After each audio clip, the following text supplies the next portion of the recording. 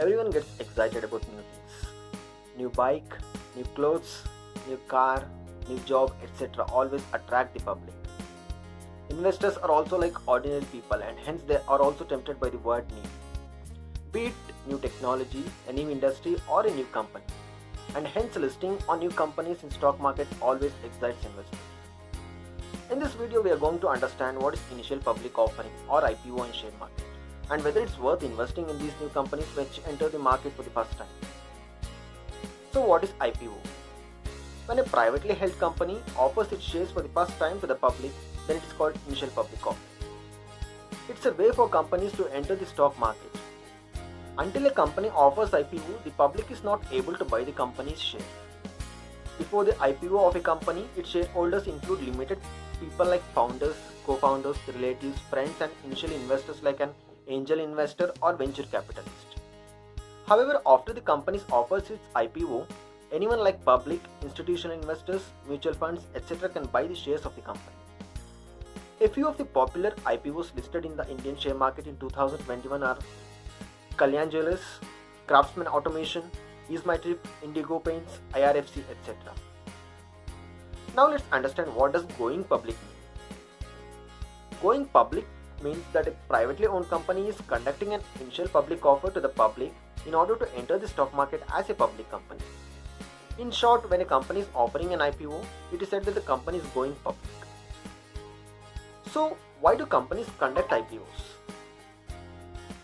The basic reason why companies issue their shares or go for an IPO is to raise capital or funds.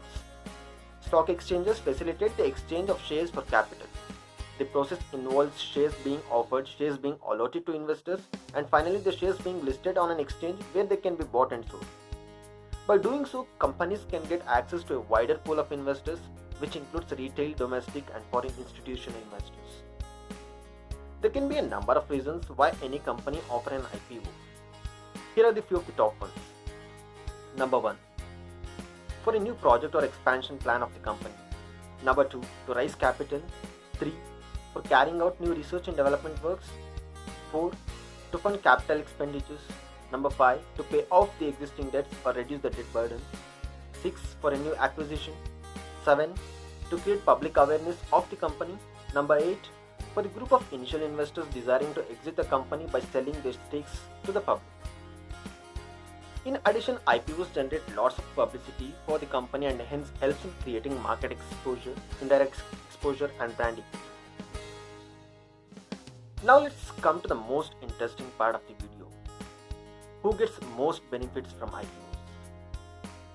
There's a common myth that the company's shares are undervalued during its IPO and hence the early subscribers of the IPO feel that they have made a very good deal.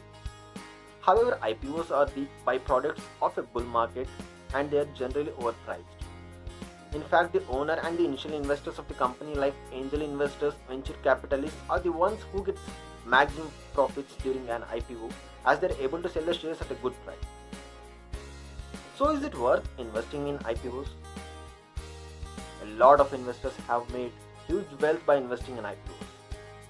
However, the performance of the majority of the IPOs in the Indian stock market is undersatisfactory. The number of IPOs underperforming in long term are comparatively quite larger than the number of IPOs that performs well in the market. Further, IPOs are never priced in the benefits of the public. In the case where few IPOs are fairly priced, it gets a lot of demand from the public during its offering and gets oversubscribed. Moreover, it soon becomes overpriced once it starts trading in the market.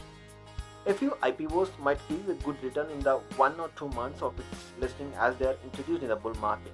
However, in the long run, their performance is quite poor. If you are willing to invest in the long term, then be cautious about investing in the IPOs. Focus on the quality of the company, not the hype generated by media or underwriters. Nevertheless, you can always pick these companies from the secondary market once the hype is over and the price is attractive. There are over 5,000 companies listed in Indian stock market.